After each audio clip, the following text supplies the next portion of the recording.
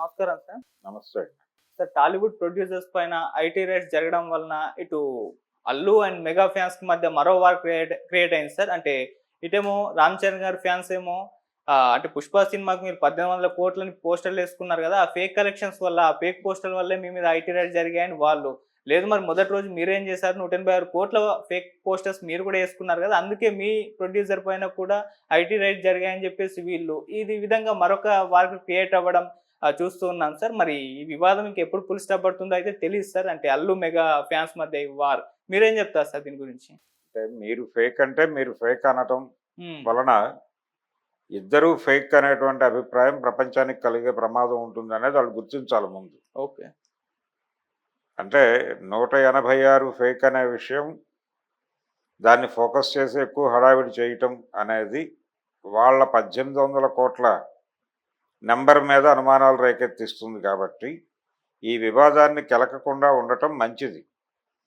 నిజానికి నిర్మాతలు ఏమనుకుంటున్నారు, ఇప్పుడు దిల్ రాజు గారు కావచ్చు, మైత్రి మూవీ మేకర్స్ కావచ్చు, వాళ్ళు 'పుష్ప' రీలోడెడ్ వెర్షన్తో వస్తున్న కలెక్షన్స్కి వాళ్ళు హ్యాపీగానే ఉన్నారు, హ్మ్. బయర్స్ హ్యాపీగానే ఉన్నారు.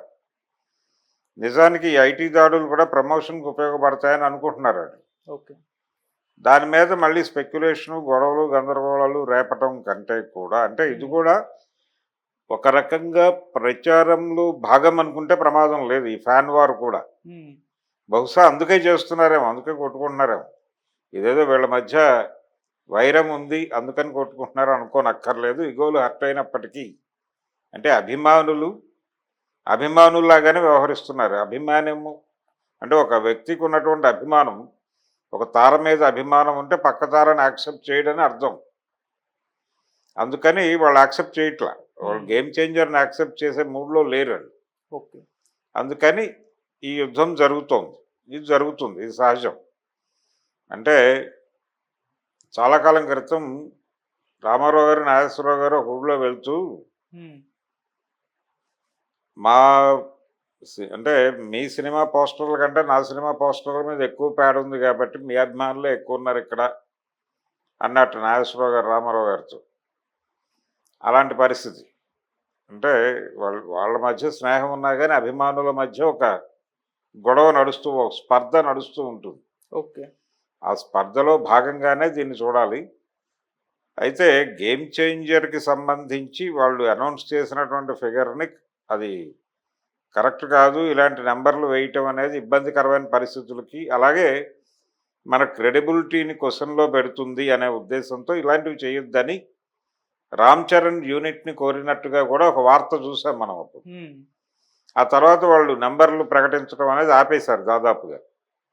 అయితే మొదటి రోజు వెరీ ఫస్ట్ డే 4:00 షో దగ్గర నుంచి మొదలు పెడితే అది కొంత ఊపు చూపించింది. ఓపెనింగ్స్ బాగానే ఉన్నాయి ఆ సినిమా కంపారిటివ్గా ఈ సినిమాలతో పోలిస్తే. హ్మ్.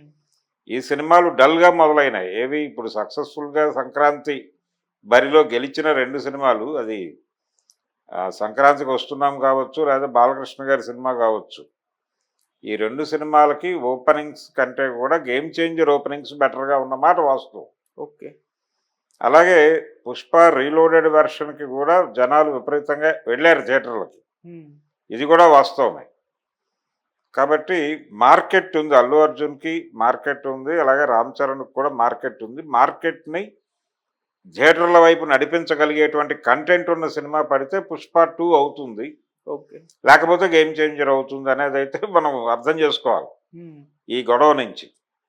అందుకని రామ్ చరణ్ కొంచెం సబ్జెక్టుల దగ్గర కేర్ తీసుకోవాలి, కంటెంట్ దగ్గర కొంచెం కేర్ తీసుకోగలిగితే అతనికి ఉన్నటువంటి ఇమేజ్కి డెఫినెట్గా అతను రేస్లో ముందుండే అవకాశం ఉన్నటువంటి హీరోనే.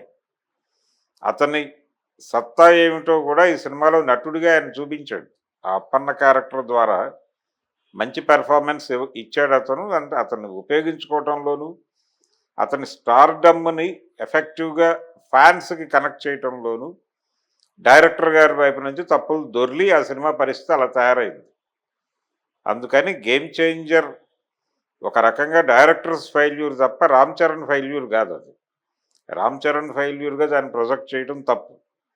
ఆయన ప్రాపర్ కంటెంట్ అనుకోలేదు, అతని మీద ఉన్నటువంటి ఇమేజు, ఇతర అంశాల రీత్యా అంగీకరించేసి ఉండొచ్చు, చేసి ఉండొచ్చు కాగా.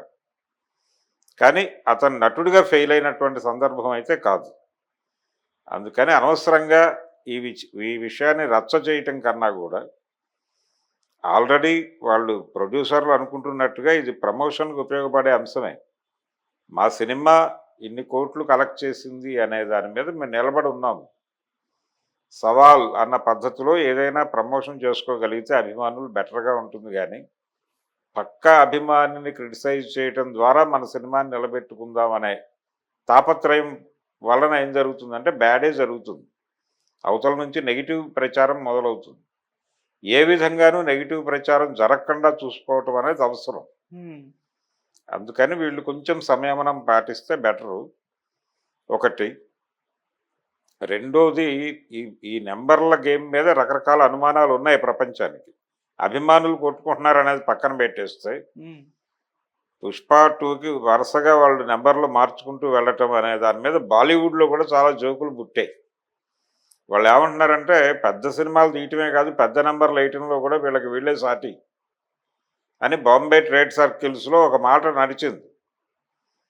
సో ఈ నెంబర్స్ గేమ్ ఏదో సంథింగ్ ఇది కూడా ప్రమోషనల్ యాక్టివిటీలో భాగంగానే చేశారు వీళ్ళు నెంబర్లు అనేది కూడా వినిపిస్తోంది. దీన్ని బట్టి మనం ఏం చెప్పాలంటే ఇప్పుడు ప్రొడ్యూసర్లకి ప్రధానంగా అది దిల్ రాజుకి కావచ్చు, మైత్రి మూవీ మేకర్స్కి కావచ్చు, ఇప్పుడు ఎలాగైతే డిస్క్లైమర్ వేస్తారో, ఏది ఒక ప్రకటన ఇచ్చినప్పుడు కింద కండిషన్ సప్లై అని ఒకటి ఉంటుంది. ఆ కండిషన్ సప్లై అనే లాంటి ఒక డిస్క్లైమర్ వేయాలి.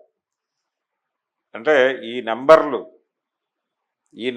నెంబర్లుగానే చూడండి అని. అలాగే ఇలా ఐటీ దాడులు జరగటం అనేది కొత్త ఏం కాదు. గతంలో మహేష్ బాబు సినిమా పోకిరికి కూడా జరిగినాయి ఈ ఐటీ దాడులు. జరిగినాయి. ఇప్పుడు పూరి జగన్నాథ్ ఆఫీస్ మీదకి వెళ్ళారు. ఇది జరుగుతుంది. చాలా సినిమాలకి గతంలో కూడా జరిగిన అనుభవాలు ఉన్నాయి. ఈ అనుభవాలన్నింటినీ దృష్టిలో పెట్టుకుంటే కంక్లూడింగ్ ప్రోగ్రామ్ ఏం కనిపించదు వీటిలో.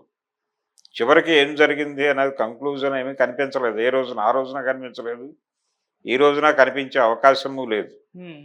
రెండోది, సినిమా ఆల్రెడీ వీళ్ళు డిస్క్లోజ్ చేస్తారు, అమ్మేశారు. అమ్మేసిన వాళ్ళ దగ్గరకు డబ్బులు వస్తాయి, అక్కడికి వెళ్ళి దాడులు చేయాలి. వీళ్ళ దగ్గర దాడులు చేస్తే ప్రయోజనమే ఉంది? దిల్ రాజు దగ్గర లేకపోతే మైత్రి మూవీ మేకర్స్ మీదో పడితే ఏముంది? వీళ్ళ దగ్గర అకౌంట్స్ ఏమైనా దొరికితే ఇతర వ్యాపారాల్లో ఏదైనా వాళ్ళు ఫ్రాడ్ చేసే ప్రయత్నం చేస్తే దొరుకుతుంది. అంత ఈజీగా దొరికిపోయేలాగా వాళ్ళు ఆర్గనైజ్ చేసుకుని ఉండరు. ఓకే. 2-3 అకౌంట్స్ ఉంటాయి. వాటిలో వీళ్ళకి చూపించాల్సినటువంటి అకౌంట్సే వీళ్ళకి చూపిస్తారు. వాటి మీదే జడ్జిమెంట్ చెప్తారు. కానీ నెంబర్ల వ్యవహారంలో మాత్రం కొంత గందరగోళం ఉంది అనే మాట ప్రపంచంలో ఒక ప్రచారం అయితే ఉంది. ఓకే. ఈ నెంబర్ గేమ్ని ప్రజలు విశ్వసించడం తగ్గుతోంది. దీని క్రెడిబిలిటీ పోతోంది. రామ్ చరణ్ అన్నట్టు ఆ క్రెడిబిలిటీ పోయే పరిస్థితి తెచ్చుకుంది కూడా వీళ్ళే.